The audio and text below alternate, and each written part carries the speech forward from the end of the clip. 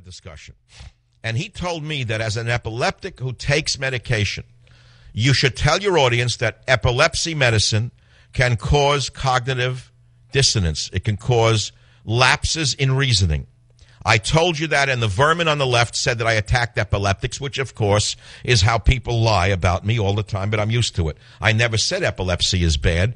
My grandmother was an epileptic. It's a horrendous disease. I never said anything about epileptics. I said the medication that is used for epilepsy can cause cognitive problems, okay, meaning your thinking can become blurred. Well, I went to the same doctor today.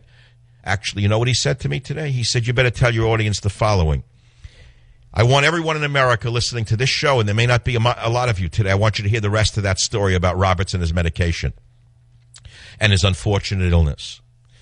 He said, the layman doesn't know the following, Michael, but I'm an expert in neurological disorders. He said, if you have a seizure, you must give up your driver's license for a year. He said, why is Roberts permitted to be on the bench with seizures? It means that he may be impaired in his thinking. He said, tell your audience that if you have a seizure, you have to give up your driver's license for a year, and yet you're able to drive the nation for the rest of your life, he said to me.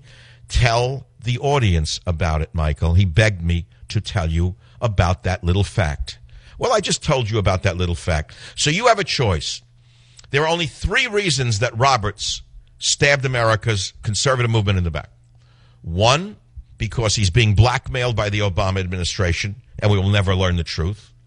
2, because he is actually a liberal who wanted to be loved by the liberal establishment, which, by the way, he received the accolades the very next day in a private meeting amongst lawyers and judges who loved him to death for turning coat and going to fight with the British against the Americans, so to speak.